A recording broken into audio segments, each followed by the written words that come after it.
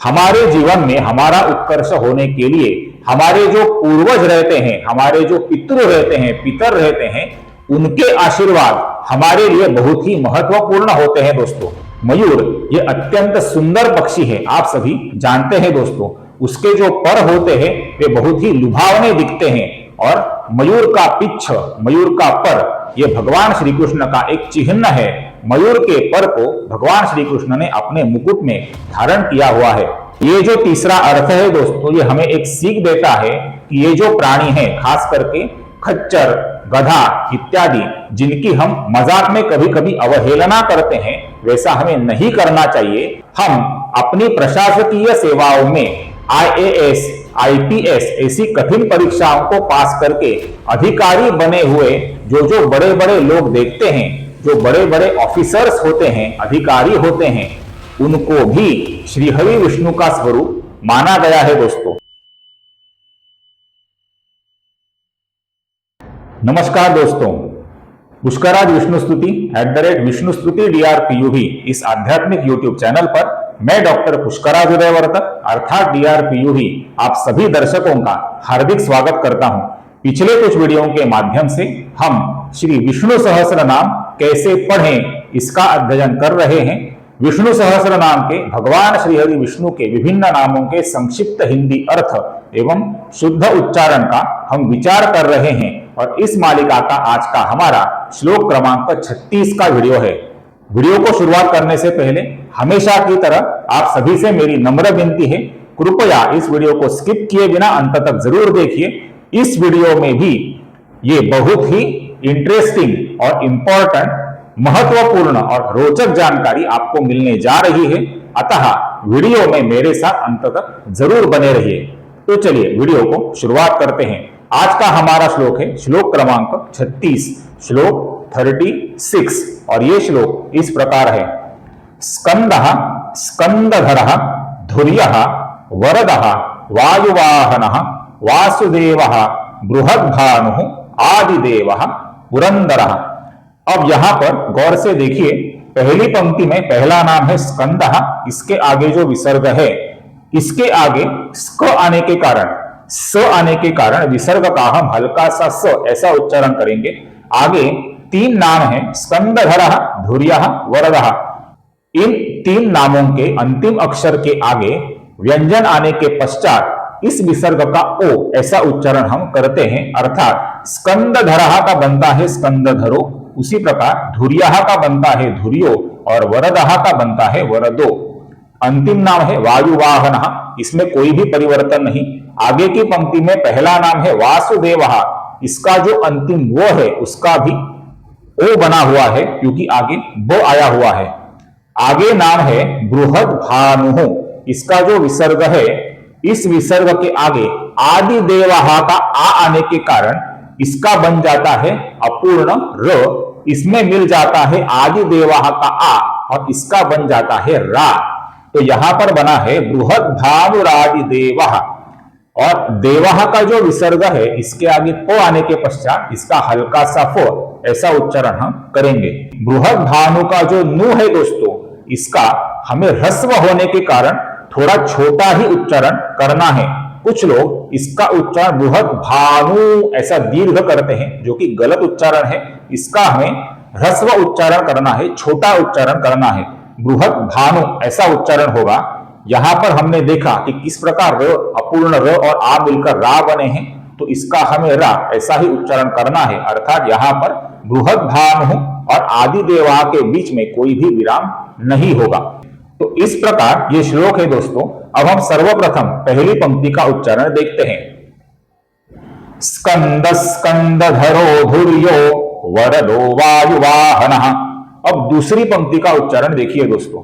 वासुदेवो बृहद्भानुरादिदेवः पुरंदरः। संपूर्ण श्लोक का उच्चारण देखिए दोस्तों। स्कंद स्कंदधरो धुर्यो वरदो वायुवाहनः वासुदेवो बृहद्भानुरादिदेवः पुरंदरः। फिर से एक बार संपूर्ण श्लोक का उच्चारण देखते हैं दोस्तों। स्कंद स्कंदधरो धुर्यो वरदो वायुवाहनः वासुदेवो बृहद्भानुरादिदेवः पुरंदरः। क्लियर? दोस्तों, आप जितना मेरे वीडियो को लगातार देखेंगे उतना वीडियो का जो एवरेज व्यू ड्यूरेशन होता है ये बढ़ पाता है, जिससे YouTube का जो एल्गोरिदम होता है दोस्तों, उसे नए विष्णु भक्तों तक, नए व्यूअर्स तक इस वीडियो को पहुंचाने में सहायता मिलती है। इसलिए जितना हो सके उतना मेरे वीडियो को लगातार देखिए और मेरे साथ वीडियो में अंत तक बने रहिए। दोस्तों, आप में से कुछ दर्शक ऐसे हैं जो मेरे वीडियोज को रेगुलरली बहुत ही ध्यान से देखते हैं, मेरी बातें भी ध्यान से सुनते हैं, किंतु अंत में सब्सक्राइब करना भूल जाते हैं। दोस्तों, आप मुझे अभी देख रहे हैं, उसके नीचे सब्सक्राइब का बटन है, उसके आगे बेल आइकॉन है।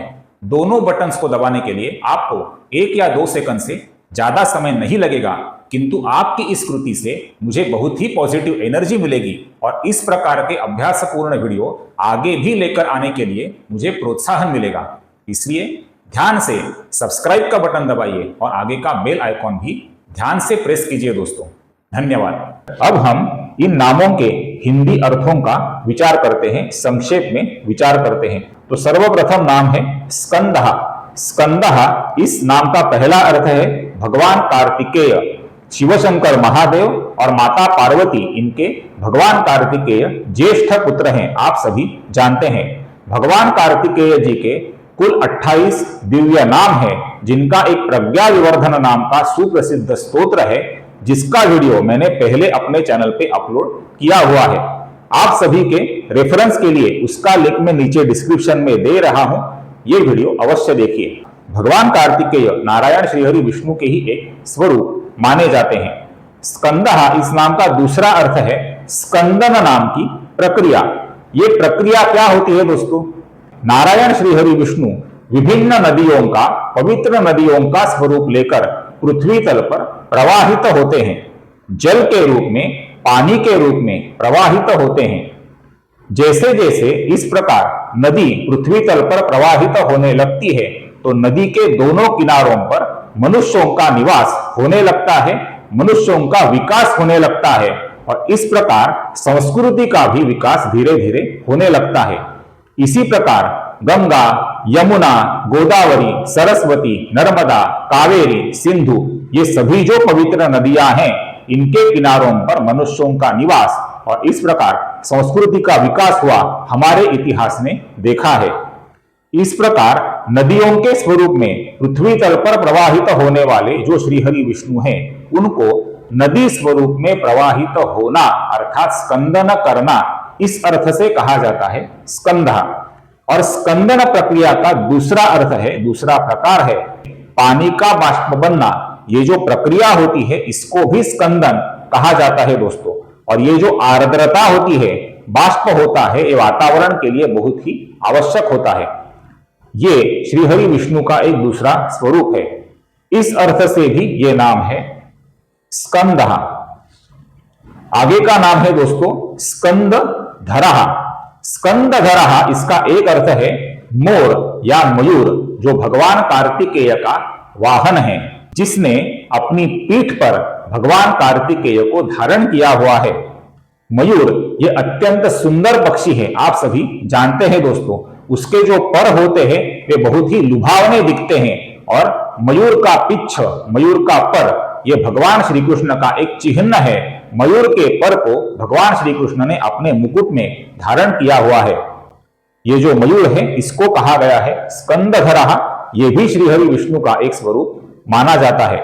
स्कंदधरः इस नाम का दूसरा अर्थ है जो भगवान श्रीहरि विष्णु सनातन धर्म को धारण करते हैं, उनको भी कहा जाता है स्कंदधरः। आगे का नाम है धुर्यः। धुर्यः इस नाम का पहला अर्थ है जो विश्व के पालनकर्ता श्रीहरि विष्णु पृथ्वी तल बनकर अपने पृष्ठभाग पर जीव मात्रों का भार वहन करते हैं, उनको कहा जाता है धुर्यः। धुर्यः इस नाम का दूसरा अर्थ होता है हम अपनी प्रशासकीय सेवाओं में IAS, IPS ऐसी कठिन परीक्षाओं को पास करके अधिकारी बने हुए जो बड़े बड़े लोग देखते हैं, जो बड़े बड़े ऑफिसर्स होते हैं, अधिकारी होते हैं, उनको भी श्रीहरि विष्णु का स्वरूप माना गया है दोस्तों। ये बहुत ही रोचक अर्थ है। धुर्यः इस नाम का तीसरा अर्थ होता है बोझ वहन करने वाले जो भी प्राणी होते हैं, अर्थात बैल, गधा, घोड़ा, खच्चर इत्यादि ये सभी जो प्राणी है दोस्तों, इनको श्रीहरि विष्णु का ही स्वरूप माना जाता है दोस्तों। तो ये जो तीसरा अर्थ है दोस्तों, ये हमें एक सीख देता है कि ये जो प्राणी है, खास करके खच्चर, गधा इत्यादि, जिनकी हम मजाक में कभी कभी अवहेलना करते हैं, वैसा हमें नहीं करना चाहिए। ये गधा, खच्चर, इनको भी अपना एक विशेष स्थान है। इन बोझ वहन करने वाले प्राणियों को भी श्रीहरि विष्णु का ही स्वरूप अपना सनातन धर्म मानता है दोस्तों। ये बहुत ही महत्वपूर्ण अर्थ है। आगे का नाम है वरदः। वरदः इस नाम का पहला अर्थ है ब्रह्मदेव और शिवशंकर महादेव, जो अत्यंत शीघ्रता से तपश्चर्या करने वालों पर प्रसन्न होते हैं और उनको इच्छित वर प्रदान करने के लिए हमेशा उत्सुक रहते हैं, उनको कहा जाता है वरदः, वर देने वाले। और वरदः इस नाम का दूसरा अर्थ होता है पितृलोक के जो स्वामी हैं, पितृओं के जो देवता हैं, अर्यमा, उनको भी वरदः ऐसा कहा जाता है दोस्तों। पितृणाम अर्यमा अस्मि, ऐसा भगवान श्री कृष्ण ने श्रीमद् भगवत गीता में कहा है। हमारे जीवन में हमारा उत्कर्ष होने के लिए हमारे जो पूर्वज रहते हैं, हमारे जो पितृ रहते हैं, पितर रहते हैं, उनके आशीर्वाद हमारे लिए बहुत ही महत्वपूर्ण होते हैं दोस्तों। ये दिखाने वाला, ये सीख देने वाला ये नाम है दोस्तों वरदः। जब हम बोलेंगे ओम वरदाय नमः, तो उसमें शिवशंकर महादेव, ब्रह्मदेव और अर्यमा, इन तीनों की साथ में वंदना होती है दोस्तों। ओम वरदाय नमः, इस मंत्र से ये तीनों को हम वंदन एक ही मंत्र में, एक ही वचन में कर सकते हैं। आगे का नाम है दोस्तों वायुवाहनः। अब ये जो भी मैंने लिखा है दोस्तों, ये बहुत ही रोचक जानकारी है, किधर भी मत जाइए, अंत तक मेरे साथ बने रहिए। तो ये जो भी मैंने लिखा है, ये वायु के विभिन्न 7 भेद है दोस्तों, वायु के 7 प्रकार हैं। ये प्रकार है आवह, प्रवह, अनुवह, संवह, विवह, परावह और परिवह। और अपने सनातन धर्म में एवं हिंदू संस्कृति में जो भी धर्मशास्त्र है, इनमें इन प्रकारों का वर्णन हमें इस प्रकार लिखा हुआ मिलता है। पृथ्वी और मेघ, इनके बीच में जो वायु होता है उसको कहा जाता है आवह। मेघ और सूर्य, इनके बीच में जो वायु होता है उसको कहा जाता है प्रवह। सूर्य और चंद्र के बीच में जो वायु होता है उसको अनुवह कहा जाता है। चंद्र और नक्षत्र के बीच में संवह नाम का वायु होता है। नक्षत्रों और ग्रहों के बीच में विवह नाम का वायु होता है। ग्रह और सप्तर्षियों के बीच में, अर्थात सप्तर्षि स्वरूप में जो तारे हैं, इन तारों और ग्रहों के बीच में जो वायु होता है उसे परावह कहा जाता है। और सप्तर्षि तारे और ध्रुव तारा, इनके बीच में जो वायु होता है उसको परिवह कहा जाता है। इस प्रकार ये जो 7 प्रकार के वायु हैं, इन वायुओं का जो वहन करते हैं और इन वायुओं का जो आधार भी हैं, उन परमात्मा नारायण श्रीहरि विष्णु को यहां पर कहा है वायुवाहनः। वायुवाहनः इस नाम का दूसरा अर्थ है पुरातन काल में जो यज्ञ संस्कृति थी, उसमें यज्ञ का जो धुआं रहता था दोस्तों, उसको भी वायुवाहन ऐसा कहा जाता था। आगे का नाम है दोस्तों वासुदेवः। जिस प्रकार हरे राम राम राम हरे हरे, हरे कृष्ण कृष्ण कृष्ण हरे हरे ये महामंत्र है, उसी प्रकार ओम नमो भगवते वासुदेवाय ये भी महामंत्र है। और ये महामंत्र श्रीमद् भागवत महापुराण का आधार है दोस्तों, आप सभी जानते हैं।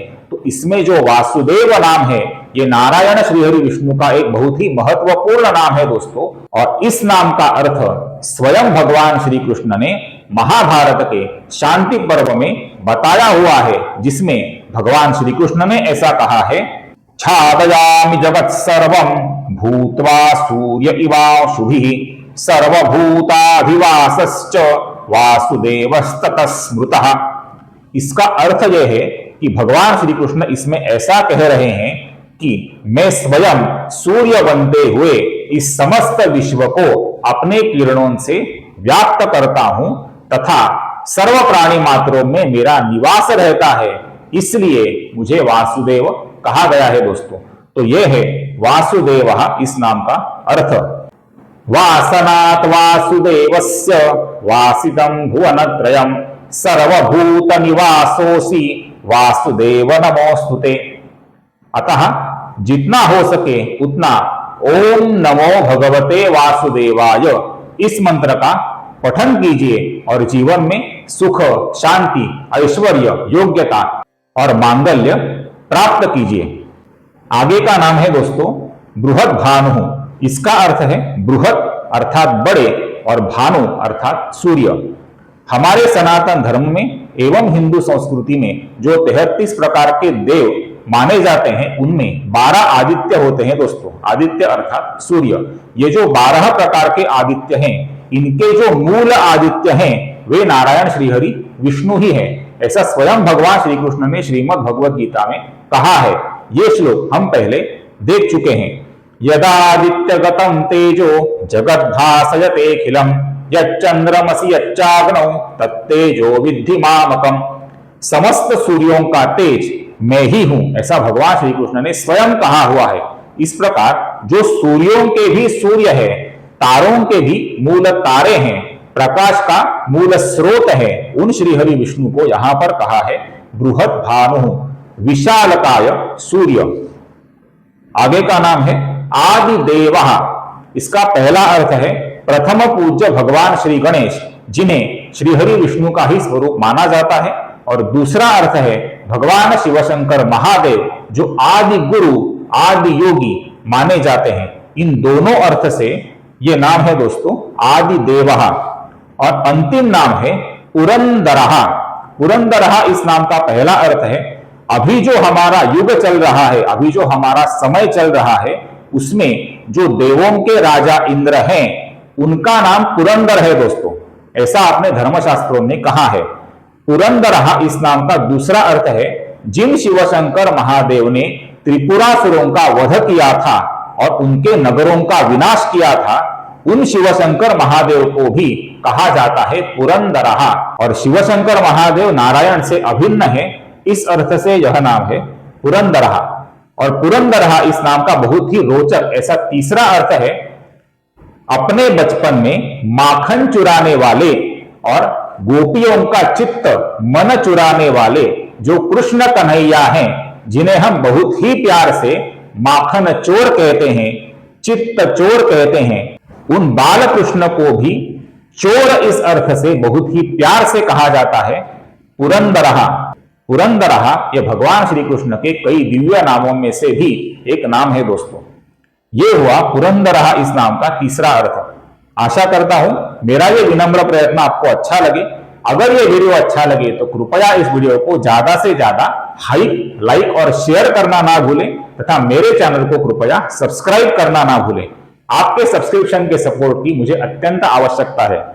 फिर मिलेंगे अगले श्लोक में नारायण श्रीहरि विष्णु के विभिन्न दिव्य नाम, उनके संक्षिप्त हिंदी अर्थ एवं शुद्ध उच्चारण के साथ। तब तक टेक केयर। जय श्री राम।